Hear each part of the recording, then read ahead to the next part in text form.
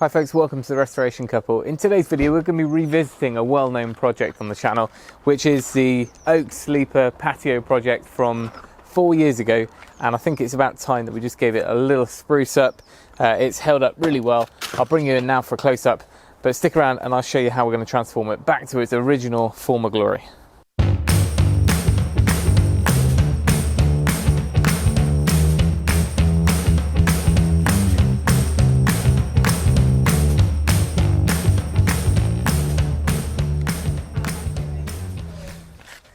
Now, if you didn't see the original build series, this was about 4 years ago, and at the same time I put this patio in, I built a retaining wall to kind of terrace this area. So we've got a lower section here where we built the pizza oven, and then we're up to 4 sleepers high up here, 3 or 4. So it's about 300mm tall at this end, and that goes all the way up to where it's just 1 sleeper high. Now, the product I've used here is the Osmo Oak coloured UV oil. There's a whole range. At the time of doing this, I think they only had clear and oak, or maybe one other. Now they've got a whole range of different tints you can use, but this is the colour we went for. Now, Osmo UV oils tend to only be suggested and recommended for vertical surfaces like cladding, like kind of a timber face frame on a timber oak frame like we did in the porch. Not designed for a horizontal flat surface where you'll end up with pooling of water. That said, I went for it.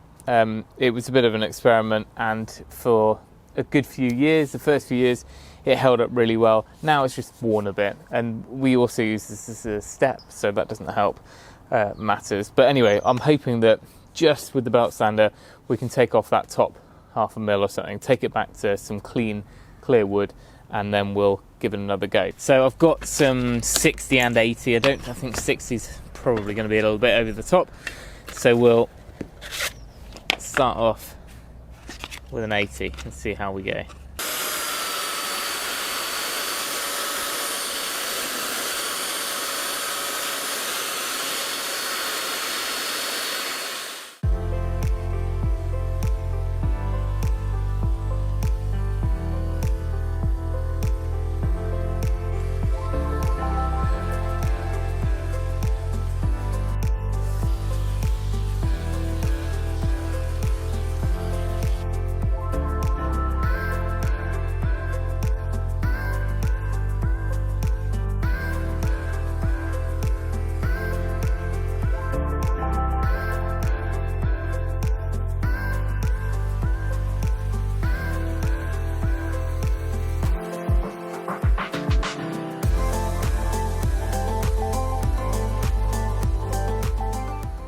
Now, as well as kind of water greying oak, one of the big things, well, a lot of timbers, is UV, and that's the reason why we use that finish, to kind of retain a golden colour to it.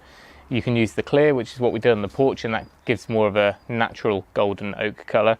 This has darkened it slightly and tinted it, but you can tell where the finish had been compromised on top and it peeled slightly, or just faded away.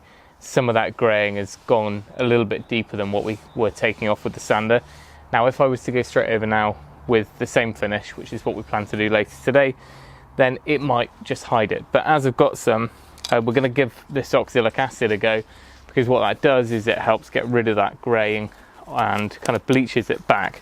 And I've used it a few times on some recent projects, and I figured now would be a good time to experiment on this. Now, it's not stuff to be messed around with. It comes in a powder form, and you dilute it down, and from what I read somewhere, you almost treat it like sugar in tea, that sort of amount. So a couple of teaspoons in this, unless you like your tea really sweet. But gloves, eye protection, yeah. I mean, I got this in a cup the other day, and it's, I think, lemon juice, but 10 times worse.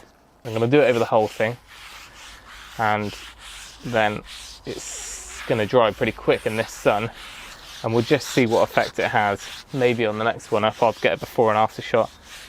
This could be not worth it, but we'll try, see what happens. Alright, it's hard to tell at the moment, but I'll leave that to dry. It won't take long, fortunately. And then after lunch I'm going to go over with a little finer grit sandpaper just to tape there because this has raised the grain slightly.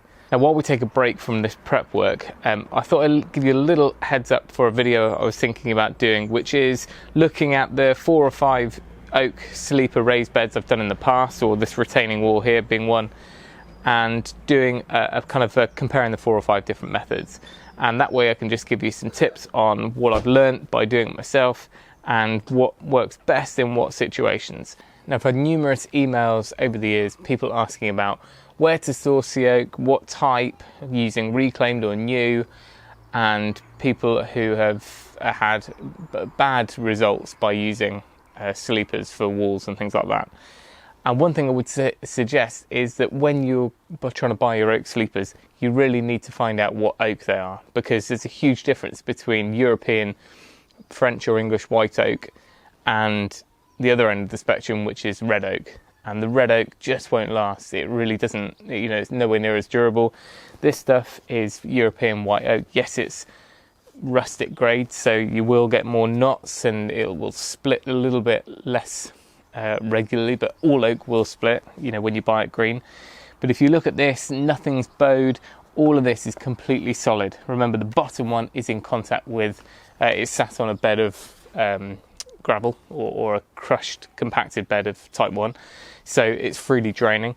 The back side is completely backfilled with gravel, so we've got no soil contact anywhere on this whole lot. And then in these, rather than using rebar or driving big landscaping screws through, which eventually will rot out, you can't go wrong with driving some great big 25mm oak dowels and just drive them straight through the lot of them. This will not come out. This will be a chainsaw and digger type job to get it all free, but everything shrinks onto those dowels and they simply won't go anywhere. So there's no mechanical fixings in here, there's no soil backed up, no membranes, no nothing. It's just oak and gravel. I haven't had my lunch yet, but I'll have to look back at the before to see the improvement here, assuming I've got the same bit. But I would say that's done a pretty good job of getting rid of some of the marks and the greying. It looks more of an even colour.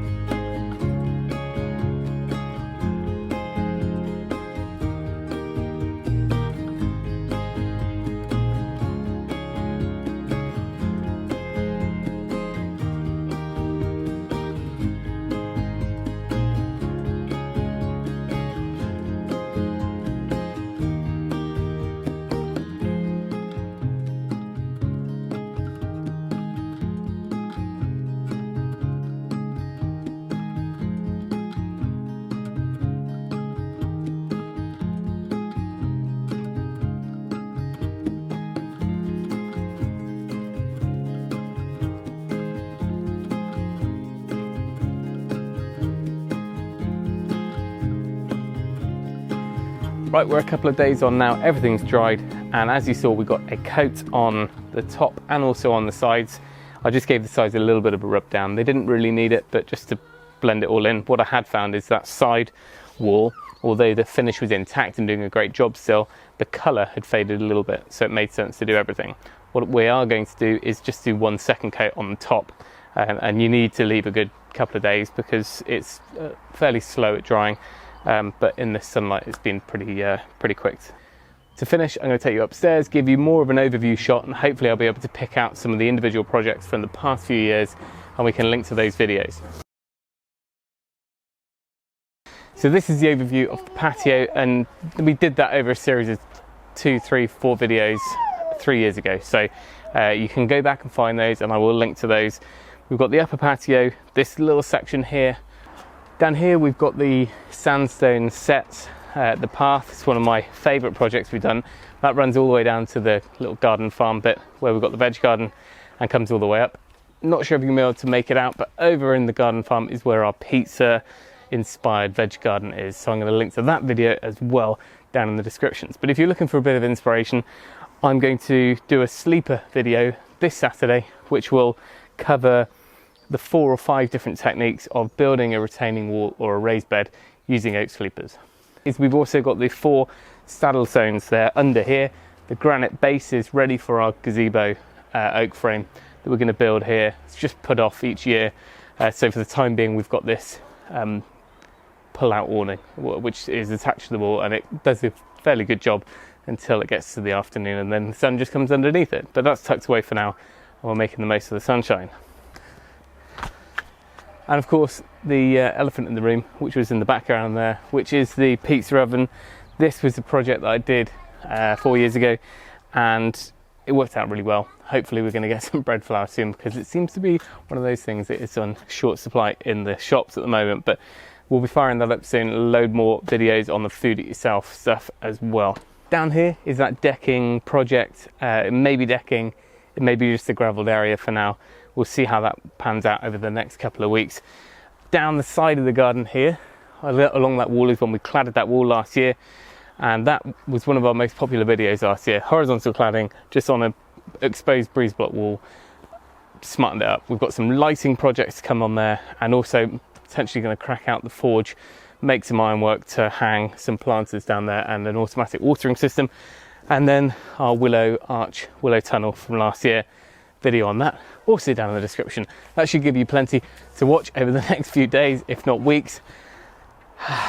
Better start digging. There's also a chicken house being built, a reclaimed wood, budget, super budget, fancy drawer system for the nest boxes.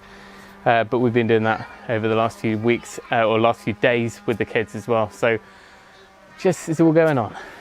But there we go. Hope you enjoyed that little bit of a transformation with this project. If you want to see any of those videos, I'll stick them down in the description. Thanks to Joe for doing all the easy work. And that's it. Thanks for watching. Remember, if you can, do it yourself. And we'll see you next time.